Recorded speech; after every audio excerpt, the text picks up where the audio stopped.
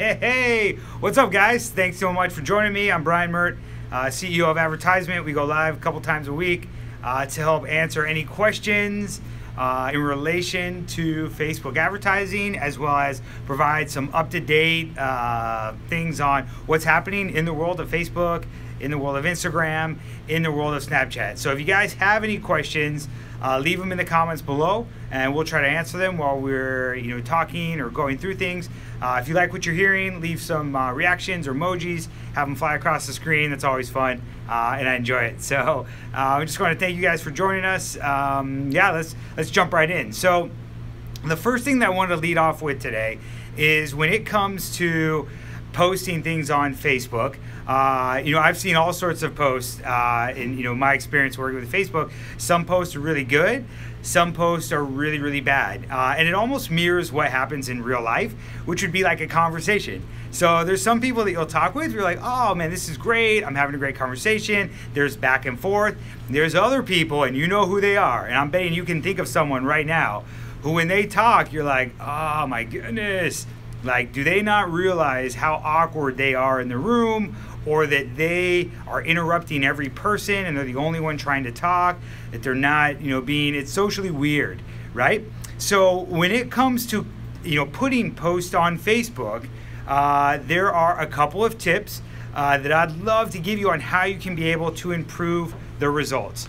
And this is, this comes from a study that our friends at Kiwi did, which is a great platform if you're looking to kind of help manage your ads. They give you some additional tools, but they did some research on and kind of analyzed what were the things that helped posts be able to perform better. And what they said was that they gave a couple of different options. And these were not like tried and true, meaning that these tips would vary based on the industries that they were in. So while it may work great in one industry or one vertical, it might not work as well in another one, or it might get a negative effect in another industry as well. So, they ran some research, but what they kind of came back with was a couple of these really solid tips that I think are fantastic if you're trying to improve your Facebook post. So the number one, and there's 7 of them, there aren't in any order. The first one was to use emojis. And I know a lot of you have seen this in, they've seen posts that use emojis or things like that, but they found that people that were using the fire emoji in the fashion industry were able to see a 37% higher click-through rate than this exact same content that didn't have emojis. They also found that the emoji with like the heart-shaped eyes, that one had a 10% higher click-through. So they also found that these didn't necessarily work in some of the other industries as well, but in fashion they saw really good results. So if you haven't tried tinkering with emojis or putting them into your posts yet, you might want to explore that and look into that. I've also heard from another source that a lot of times putting 3 emojis together, like 3 hearts or 3 fires, just draws more attention to it. I've also heard some people be like, hey, emojis are annoying and they just take up space and then just make me be like, this guy's trying too hard. Definitely let me know what you think. If you've tried emojis and they work, leave me your comments, tell me what you think. If you've tried emojis and they haven't, but that's the first tip. They've got some data behind proving that it actually does, it has the ability to improve your click-through rates. Number 2, this one was, and it worked very well in the news industries, was to put the words "in case you missed it" before the actual title of the article. So this is like, hey, this is an important announcement, but in case you missed it, here it is again. And so what happens is, maybe I would think that gives it a little more evergreen ability, where it could be able to continue on, that a person might be like, oh, this is news from the past, but I'm not expecting it to be news from the day because they've already put "in case you missed it." So what Kiwi found was that had a 25% higher click-through rate than the post that just had the title of the post on its own. So it's a great way to be able to leverage some of your older content, bring it back, have it work, and be able to get higher click-through rates from that without necessarily consumers feeling like it has the time element locked in, like, oh, this is old news. The third tip was celebrity names. So they found that, by mentioning a celebrity in your post, in the post content, that a lot of times that had a 33% higher click-through rate. So, my thoughts would would be, find ways to be able to, like what type of celebrities would use your product, what type of celebrities, and this isn't necessarily, stealing a celebrity's likeness and putting it in your image and being like, hey, Brad Pitt endorses this product. You can get into trouble with that. There's legal issues there. But you could be able to be like, hey, this is a product that, XYZ celebrity would really love. Help us try to contact them. Or, just fun ways that you can leverage, the personalities or the elements of what a celebrity might be in with, you saw that the click-through rates were about 33% higher over what would be a traditional. The fourth tip was to include numbers. And this is going to be like, you just like people think that there's a series and they're seeing that it is, in the process of something happening or a chain of events. And they're like, oh, this is one part of it. And when they use numbers in the header or in the post, they saw that the click-through rate increased generally by about 12 to 13%. So it's another kind of tool or tactic you can use to be able to kind of build on that curiosity aspect for consumers to be like, well, wait, if I'm seeing number 3, there's already a number 1 and 2. What are they? I don't know what they are. I want to find out what they are. Those type of things are what allow you to be able to, kind of help build on the curiosity aspect. A next tip that they had was to include the words, here's how to. And this worked very well with, they said, with science-related categories, or that would be like technical how-to related categories. And they saw an increase. So instead of like, build a house, it would be, here's how to build a house. Those words leading up, it kind of pre-informs people that this is going to be educational content. You're explaining to them, you're going to teach them something that they already know, or here's what you're going to teach them. And they saw those generally had a higher click-through rate versus words or titles that didn't necessarily have that. Now, when it comes to headlines, there was 2 final tips that we had. The first one, and I thought this was actually really good, is they give you a formula, which is number plus noun plus personal pronoun plus a modal. And so an example of this would be 10 easy ways to improve your Facebook ads, right? So it's a number, and then you go through the rest of the things where you're explaining what's going to happen. Now they found that when it comes to using the number 10, like 10 ways to improve your Facebook ads, or writing 10, like TEN, 10 ways to improve your Facebook ads, the number 10 had better performance over when the actual content was written out. So that's important to remember. Numbers, I think, are easier to grasp. It stands out from the letters, and it's another way that you can help be able to improve your Facebook ads.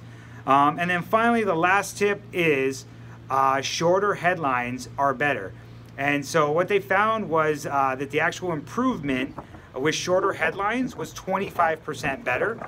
And the rule of thumb is to just try to keep your headlines under 25 characters, and this is going to help ensure that you're keeping your message short to the people who are going to see it, and you're able to get across your message in a short period of time. I think what it really comes down to is attention span. People just don't have long attention spans, especially on social.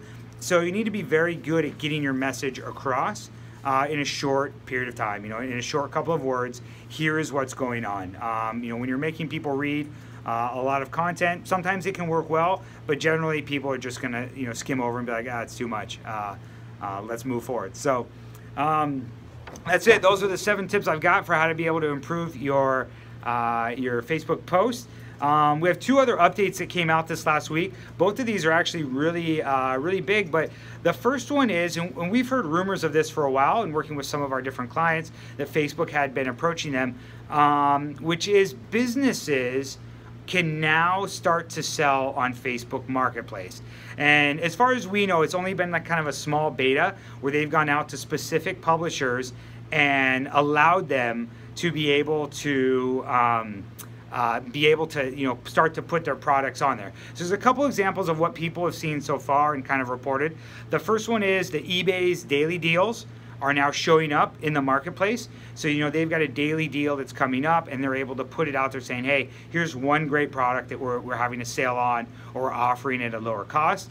There's new categories that have started to appear under the marketplace, which are things like ticket sales or products from retailers. So they're now starting to use the product feeds and starting to look based off what are the most popular ones, the most popular products that the companies are selling, and start to insert those into the middle of the marketplace. And then some other people have reported that they've started to see job postings, which Facebook has recently allowed job postings, but they're saying that they're starting to see them appear in Marketplace. One of the things that's not going to change with Marketplace is a payment processing. At this time, Facebook said, hey, it's any of these transactions, if someone wants to actually buy those items, it's going to have to happen off-site at another website or through another person, like using PayPal or the company's e-commerce platform.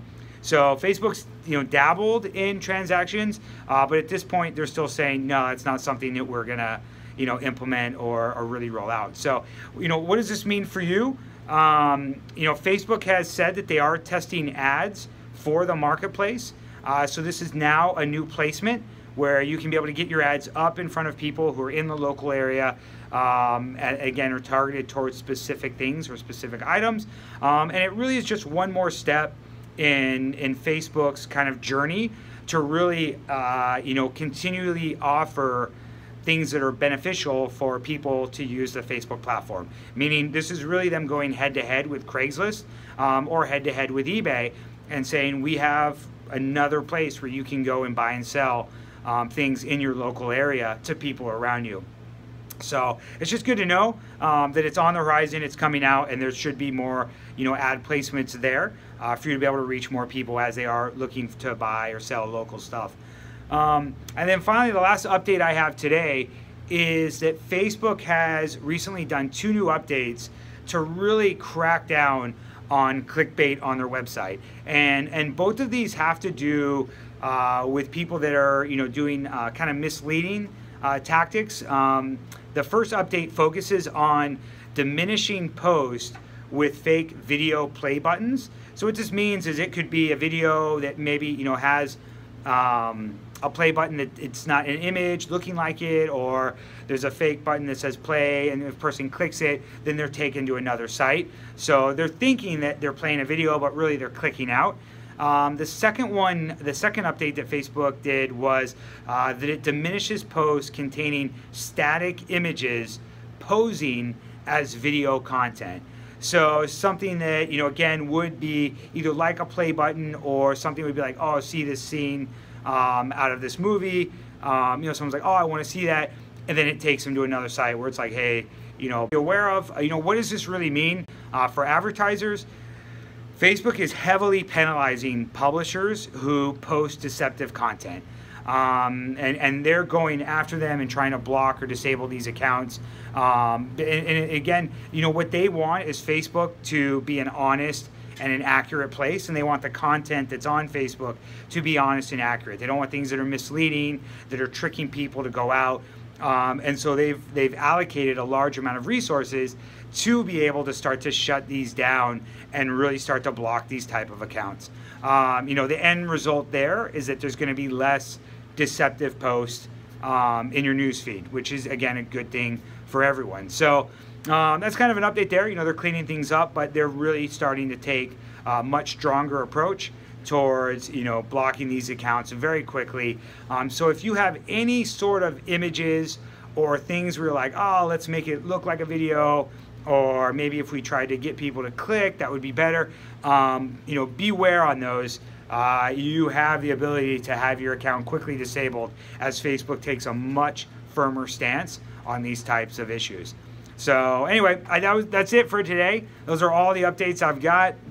I want to thank, we've got Fanny here, we've got Michael, Mauricia, Sarah. Thank you guys all for joining. I see you guys' reactions flying across the screen. So it's a pleasure for you guys to be here. If you have any questions, leave them in the comments below.